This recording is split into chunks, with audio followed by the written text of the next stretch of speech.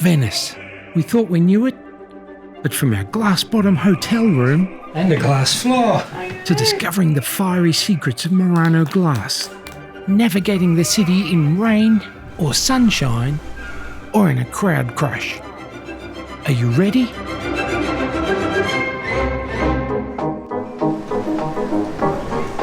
Welcome to Venice. Now we have a water taxi booked to take us to the hotel. We made it! Yay!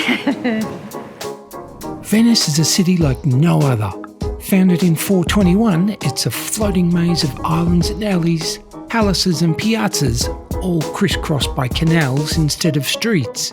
It's beautiful, it's baffling, and it's crazy busy. Our hotel, the Carpisani, is a quiet escape just minutes from the Grand Canal, but a world away in pace. An unusual hotel. Glass steps, just for you. Oh wow! Oh my god! Oh, okay, this is a bit scary. And a glass floor. Nice. Is that freaking you out? It's alright. You don't want to be too tall. If you're over 6 foot, you won't fit in this hotel. It might be a struggle. Welcome to Carpisani. The hotel has a kind of Art Deco meets Space Age vibe. All curved lines, polished wood and thoughtful artistic design. A comfortable spot to escape and recharge. Not very romantic, is it? No, that's Gondola in the rain. Yeah, it's just. Venice in the evening is a different world. In the rain, the alleys shine, the tourists vanish, and the city feels different.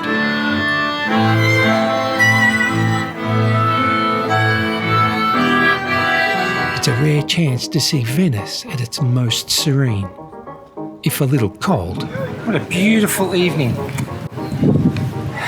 Glorious. My umbrella's going to blow. It wants to blow. It wants to go.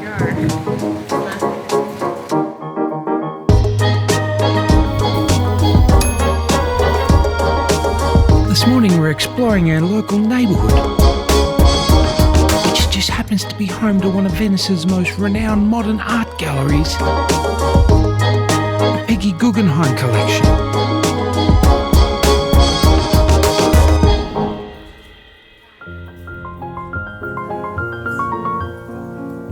Peggy Guggenheim was an American heiress and modern art collector who moved to Venice after the war. She restored this old palazzo and turned it into her home, filling it with works by Picasso, Pollock and other avant-garde friends.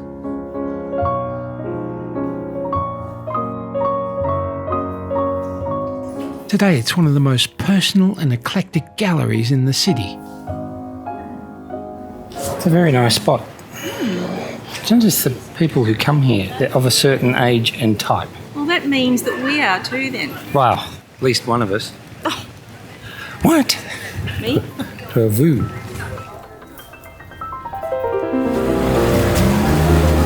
There's two ways of getting around, by boat or on your foot. True. No cars here. No motorbikes, no bicycles, no skateboards. No. Most Venetians and tourists get around on the Vaporetto, Venice's version of a public bus just on water. I should have told you. She told you what? Take seasickness tablets. It's not fast, it's not fancy, but it's cheaper than a gondola and no one expects you to sing. We're heading up the Grand Canal to one of the city's most famous landmarks, the Rialto Bridge. Rialto was once the financial and commercial heart of Venice. Its grand bridge is the oldest in the city. But these days it's mostly where you fight through the crowds for your Grand Canal photo.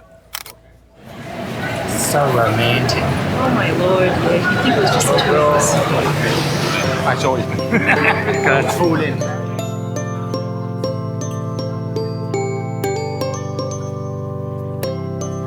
Venice charges an unofficial tourist tax for water views. Tide's coming in. So if you want to save some serious money, just step back from the Grand Canal. If you want to save 50 euros on lunch, just walk 50 metres down the side and you'll save 50 euros. That's my tip for Venice. We make our way back across the city to St. Mark's.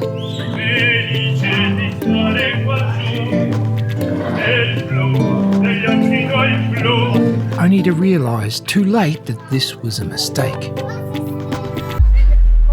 What had been quiet the night before was now packed. Wall-to-wall people and no easy way out. It's not just crowded, it's a frightening crush. We're out.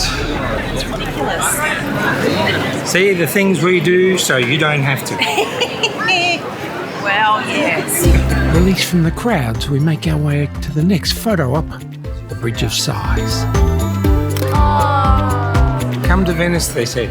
Enjoy the beautiful weather. The funny thing is, it's October the 3rd? They're not allowed to turn the heaters on in Italy until the 15th of October.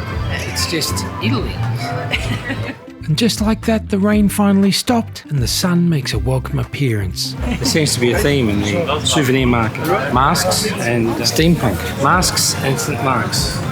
While waiting for our Vaporetto back to the hotel, we take the opportunity to step into the nearby Royal Gardens, a rare patch of greenery in a city built on water. And when the sun comes out, Venice turns an ordinary bus ride into a gorgeous water cruise. I'm in a different place because the sun's out. Why are you dressed up like you're going to the Arctic? It was freezing and wet before. Our suddenly sunny afternoon continues with a private boat ride out to Murano. The hotel arranges it as a free trip to see the famous glass workshops. But as always in Venice, nothing is ever really free. Murano has been Venice's glass-making hub since the 13th century. Back then, the city moved all its glass furnaces there to reduce the risk of fires. These days, Murano is famous for its chandeliers, jewellery and vases that can cost as much as your flight here. We begin with a glass-blowing demonstration by the maestro.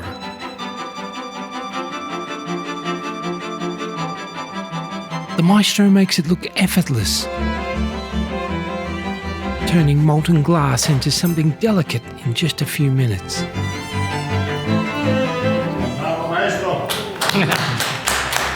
It's one of those things that looks simple right up until you try to do it yourself.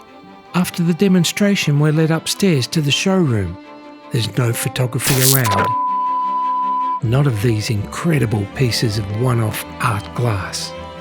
Unless, of course, you buy something, then it's yours to do what you want. Bye-bye, money.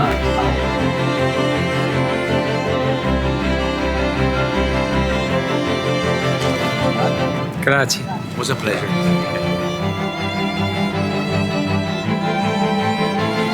See if we can get some happy waves.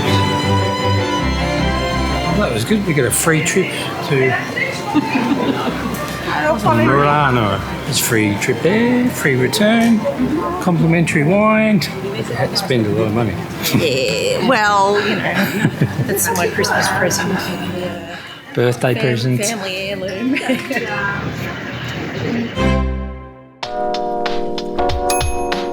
And this just turned it on for the last day.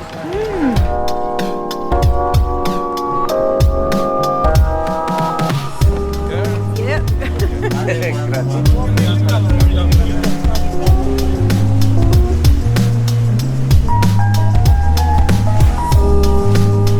Wow. Just wow. Amazing. Here we are. Train station.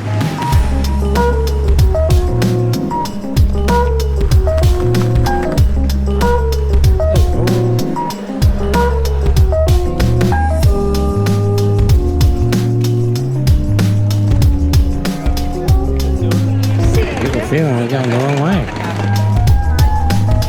How was your Venice holiday? Wet. No, it redeemed itself in the end. It was beautiful. When the sun comes out, everything is so bright and beautiful. I understand why people love it. The service was exceptional at that hotel. I can't fault them for that at all. It's better staying somewhere away from St Mark's. If your wife says, "Oh, Frank, it'd be so romantic staying at St Mark's." Nah. So we didn't actually visit anything historic or famous for once. We didn't go to the Doge's Palace. We did go to the gallery, but that was next to where we were staying. Venice has got a problem. Too many people. It's so beautiful and so wonderful and so unusual that everybody wants to come here and have a part of it. And Venice is suffering. Insane amounts of people, including us too. But at least we weren't in the queues with everybody else. We had a wonderful time, regardless of crowds, regardless of weather. We'll see you in Milan. Today we're catching the high-speed train from Venice to Milan, where we'll be spending the next 4 nights. But first we need to cross the causeway to Venice Mestre, where we'll change trains and hop on the fast service to Milan.